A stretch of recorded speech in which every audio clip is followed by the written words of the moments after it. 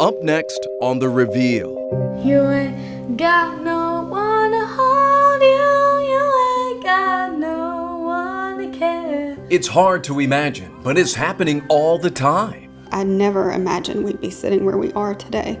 I just don't want my child to die, and it really is that serious. Why some parents say giving up their child is their only choice. Then, they're helping a nation fight a pandemic. It's the employees' money, and that's what's really unfair about it. Why so many CDC employees say they're not getting the pay they earned. Plus, I can't breathe! Black and the Badge. And I also thought as a black man at that point in time, just walking down the street, I could be shot and killed. What it's like for black officers promising to serve and protect in the midst of protests. From our Midtown studios in Atlanta, The Reveal begins now with our multi-Emmy and National Mural Award-winning team of investigators. It was December 2019 when a mom said, enough. She came here to Grady with her 14-year-old son who had Down syndrome, and she walked away. Got in her car and drove away without any clue what was going to happen to him next. We saw the news and our hearts broke, and we had to come and support her. As if that weren't bad enough, after police arrested her for abandoning an innocent, helpless child, a group of other moms came together to defend her. I did the same thing she did some years ago. As a mom, my honest reaction was, you did what?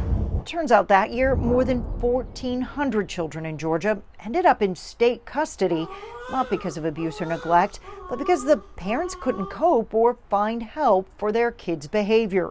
And that's when I knew I had to find out why. So I made phone calls, sent emails and open records requests, and in my research, I met Kaylee, just one of the hundreds of kids abandoned every year.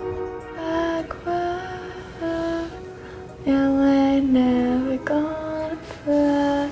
Kaylee loves to sing. It took a few moments for her to warm up to the idea of singing for me. You ain't got no one to hold you. You ain't got no one to care. But once she started, she seemed almost impossible to stop. I didn't want her to stop. She seemed happy.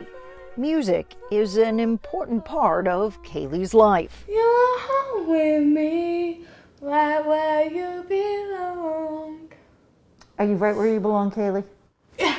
Did you have any idea when she was born that there were going to be mental or physical challenges? She would projectile vomit across the room, and just kind of, sometimes she would seize in my arms and kind of her eyes would roll back. This is you right before your first brain surgery. Oh yeah, girl. If Kaylee's life were a song, Don't do what? the sheet music would be filled with diagnoses instead of notes. Intellectual disability, mitochondrial disorder, leaky gut, oppositional defiant disorder, ADHD, and PTSD. And those seizures, doctors believe they were caused by a Chiari malformation, which in layman's terms is the brain has grown too big for the skull. Surgery addressed the physical deformity, but not the developmental delays and behavioral problems. She can't really count money. She could not tell time on a standard clock. It also means she's impulsive, has fits of aggression, and a habit of running away. There was a brief period where it was very, very scary in our house. The damage to the home and, throwing things. My child will get out of a moving car on I-20 and run across that freeway. Early on, the stress and focus on Kaylee's needs ended Christina's marriage. Me and my dad. At the beach. That me and my dad. Constant calls to the school and doctor's appointments ended her career. In 2019, they lost their home. Why you wanna fly? At 16, Kaylee just wanted the song to end, intentionally overdosing on 2 medications. You ain't never gonna fly. It was then in desperation to get Kaylee better access to treatment, Christina gave up custody of her daughter. Never did I want my child to leave my home. I just wanted help. I felt like I failed her. I remember I couldn't get out of bed for a week It was Dealing with a child with these issues is exhausting. Tom Rawlings, the director of Georgia's Division of Family and Children's Services, says when it comes to abandonment, there's really two groups. There's this, one group, the little ones. First are the parents who just can't cope. Last year, that made up about 5% of the children that came into DFAC's custody. They are usually babies or young children with parents who struggle with severe substance abuse or mental health issues. Then there are children like Kaylee. That's another 12%. They have tried and tried and tried to get help for the child, and they just cannot do it anymore. They want to care for their child, but what if their own child is perhaps a danger to other children in the home?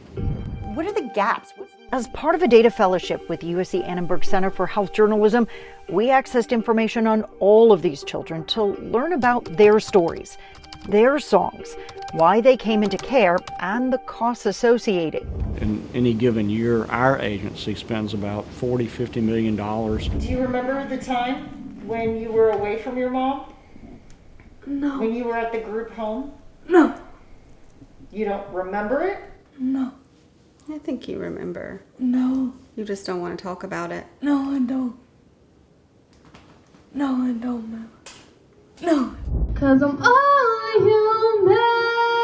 Kaylee, now 19, is back at home with her mother, but her struggles remain the same. As Kaylee sings, Christina writes, candidly sharing their experiences on Facebook.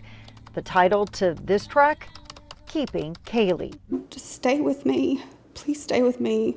At first, it was about finding services and support to keep Kaylee at home. Now, Christina wants to keep Kaylee alive. And I received a phone call from an older woman who had said, we've been keeping Kaylee here, and she's very sick. She's been, beaten and raped, and we believe she's been in trafficking. Can you come get her? The last time Kaylee ran away, Christina found her here at a Motel 6 off Candler Road, once again vomiting and malnourished. There is certainly tragedy in the lyrics of Kaylee's life, but listen close and you'll hear something else. You gotta live a little, I never imagined we'd be sitting where we are today. cry a little, I just don't want my child to die. and let your poor heart break a little. When it really is that serious. That's the story of, that's the glory of love. Keeping Kaylee is just the beginning of a series of reports we plan to do this year on why these children are abandoned and what we have to change if we hope to stop it. I was hopeful. They're here to protect our health. The people that should be paid should be the ones that were harmed and the ones that were harmed the most. Why some CDC employees say they're not getting the pay they earn.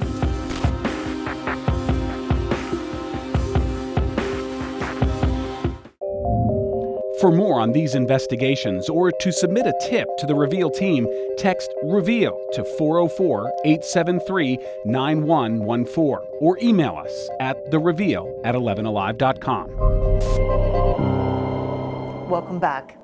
Thousands of employees at the Centers for Disease Control and Prevention will soon get checks in the mail, adding up to millions of dollars in unpaid overtime. But a Reveal investigation has uncovered that not all of those who will be receiving checks actually earned it. This is me and Jay in the Badlands. When we first met George Rourke in 2019, he was ready to ride into retirement after working in the military in the Centers for Disease Control and Prevention for 36 years. South Dakota.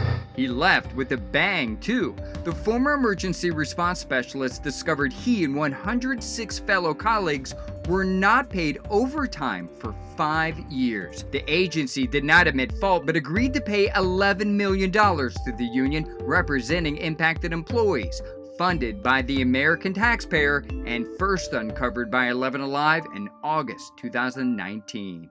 Workers could get checks after the CDC agreed to a multi-million-dollar settlement. And this comes after employees claimed the agency did not pay them over time. I was hopeful that it was going to be settled very quickly and people were going to get the money that they were owed. At that time, I didn't know, I don't think any of us knew the magnitude of what would come out of it. A Reveal investigation has uncovered nearly 2 years later, George and several of his fellow employees represented by the union say they aren't getting what they were promised. Many of them getting paid far less than what they're owed. The original intent of the settlement was to reimburse the 107 employees who provided evidence they worked overtime but were never paid. Earlier this month, members learned that's not what happened. Instead of reimbursing the employees who proved they were owed OT, the settlement capped the amount they could get paid to $18,000. Even if they were owed more. The change allows about 2,400 other union members to get more money, whether they worked overtime or not. George says he should be owed about $40,000 in OT. He's now getting less than half that. It doesn't make me feel well because the people that should be paid should be the ones that were harmed and the ones that were harmed the most. It's the employees' money, and that's what's really unfair about it. Pam Gillis knows a lot about the settlement because she helped lead the fight for the CDC to hand over the money as a former union president. During that time, Randolph Williams is the current vice president of the union. The two don't blame the agency for the problem. This time, they're pointing the finger at Dion Mason, the union's past president. So one person has full discretion on how these millions of dollars are going to be distributed? Well, that was not the intent. Williams says he and a panel of other union members tried to voice their concern over the distribution plan with Mason months ago. As a matter of fact, when the panel disagreed with the union president, she relieved us of our duties for the distribution because we didn't agree with her. Under the settlement agreement, Mason was supposed to notify employees of the distribution plan in advance. Williams and Gillis say that didn't happen.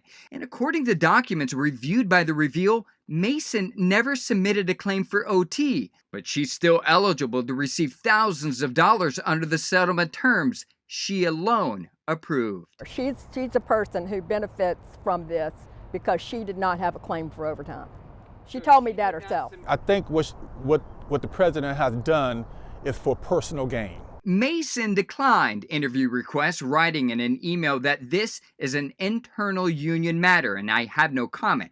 On the union's website, she wrote to members that your union stands by the formula and calculated payment amounts as being fair and equitable. Other CDC employees see it differently. Where does the union president get off on being the sole person to make a decision to give more money to people who didn't work overtime, cap off people who actually did have an overtime claim so that many of them who may have worked a lot of overtime are going to be shortchanged? Some employees are now considering filing a complaint with the U.S. Labor Department. Policing in the time of protest. Having to be called Uncle Tom and all other type of unnice type names, that can take a toll on a person. How one officer learned to navigate the world of the blue as a black police officer.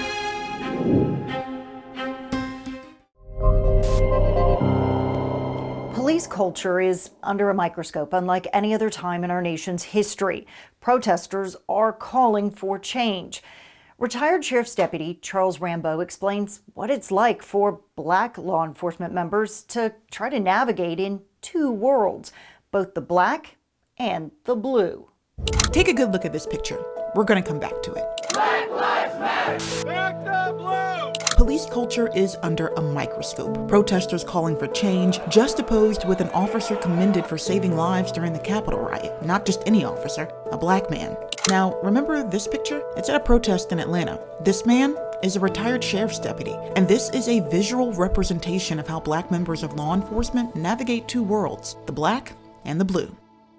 I had some hesitation. I said, I could be shot and killed. But I also thought as a black man at that point in time, just walking down the street, I could be shot and killed. I made a mature decision to get into law enforcement, understanding that I was a black man first, but I'm an officer second. Charles Rambo worked for the Fulton County Sheriff's Office for 27 years, influenced by other black officers like Officer Claude Mundy, the first black Atlanta officer to be killed in the line of duty in 1961. He was one of the first black police officers that joined the force. When he patrolled in the old 4th Ward, he got the attention of the community that they knew he was there for business, but he loved his community. Rambo wanted to take the same approach, firm yet loving and respectful of the community. He started during a time when 2 tough-on-crime policies were mainstream. I started off basically during the era of mass incarceration. I also came up during the crack epidemic. So I saw with inside of the Fulton County Jail the statistics that rang true, unfortunately, of the majority of inmates that we have were black males. Black officers tread a world where both racial slurs and calls of backstabbing are common. Having to be called Uncle Tom and all other type of unnice type names, that can take a toll on a person who does that 40 hours a week, only gets 1 day off if he doesn't get called back in. And people think that, we don't have a legitimate concern about our communities. We do. But Rambo's never felt torn. He knows people call out the symbol of the badge, not always him as a person. Rambo's witnessed the divide between communities and police departments, a divide that's grown deeper from the soils of Rodney King to George Floyd. We have to go back and look at the intersection of race and law enforcement from a historical perspective, because there's real hurt inside of communities, particularly black communities. You get generational mindsets. They will pass on the stories that will make either the cousins, the nephews, make them angry about the history that they've had to go through dealing with law enforcement. In 2017, 27% of white officers believed deaths of black people during encounters with police are signs of a broader problem. Among black officers, that number grows to 57%. You cannot police the same way that was policed in the 40s and the 50s in any particular community. You also have to look at in terms of the mindset. What is the mindset of that particular black officer or white officer when they come across a situation? Are you really there trying to bring justice, or are you there trying to agitate a situation? Although retired, Rambo found himself patrolling Metro Atlanta in a different way, sharing his perspective with protesters. Remember this picture?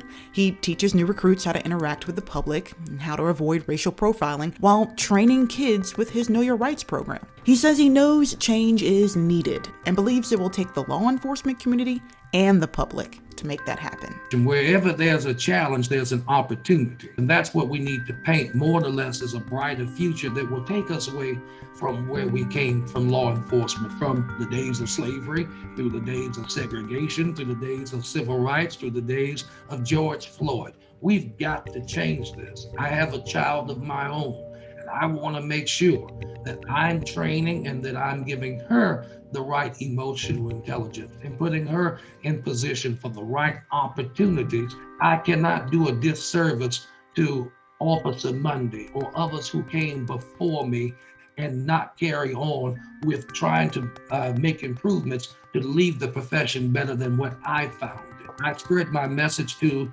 a lot of black officers today, white officers. It doesn't make a difference. We have a total responsibility to make sure that our profession is more legitimized in the 21st century. For more on these investigations or to submit a tip to the Reveal team, text REVEAL to 404-873-9114 or email us at thereveal@11alive.com.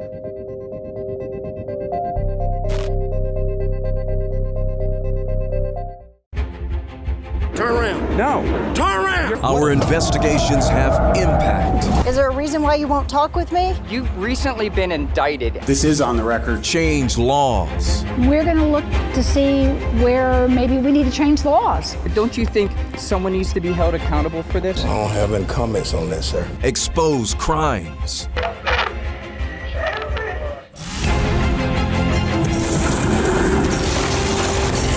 Crimes that lead to murder indictments. We would not be able to prosecute this case without that video. Thank you for watching The Reveal. We hope to see you next week. If you have a news tip or a comment on one of our investigations, email us at thereveal@11alive.com.